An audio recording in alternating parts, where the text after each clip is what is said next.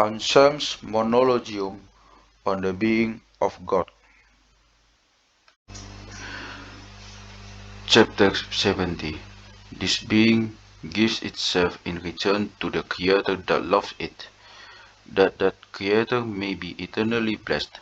Therefore, it cannot be made to appear to that He, who is most just and most powerful, makes no return to the being that loves him perseveringly, to which, although it neither existed nor loved him, he gave existence, that it might be able to be a loving being.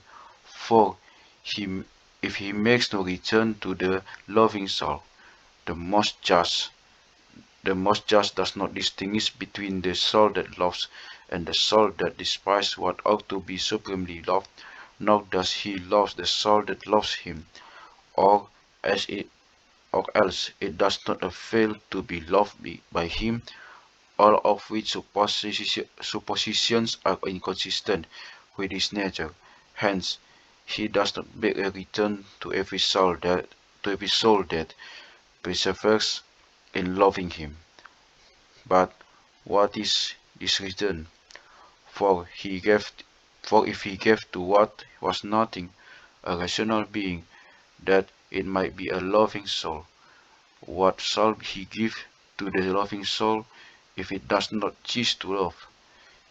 If what waits upon love is so great, how great is the recompense given to love? And if the sustainer of love is such as we declare, of what character is the profit? For if the rational creator, which is useless to itself without this love, is with it preeminent among all creators, assuredly nothing can be the reward of love except what is preeminent among all creators.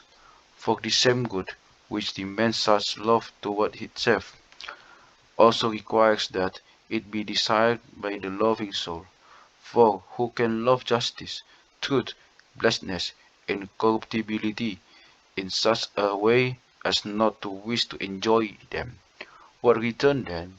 What return, then, shall the supreme goodness make to the being that loves and desires it, except itself?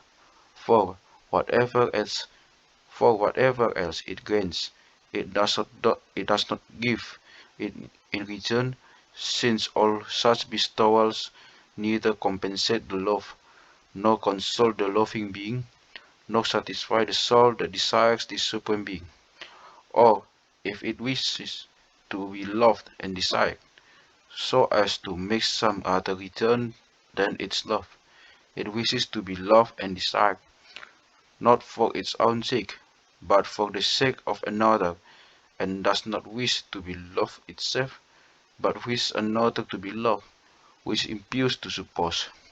So it is most true that if rational soul, if, as it should, it earnestly devotes itself to love, to longing for supreme blessedness, shall at some time receive that blessedness to enjoy that what it now sees as through a glass and in a riddle, it may then see face to face.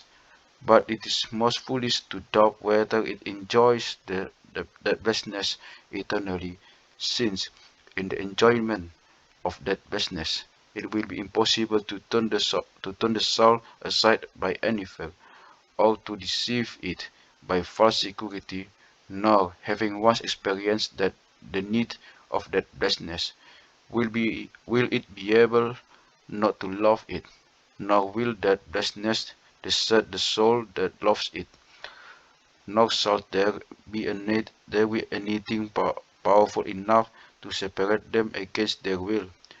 Hence, the soul that has once begun to enjoy supreme blessedness will be eternally blessed.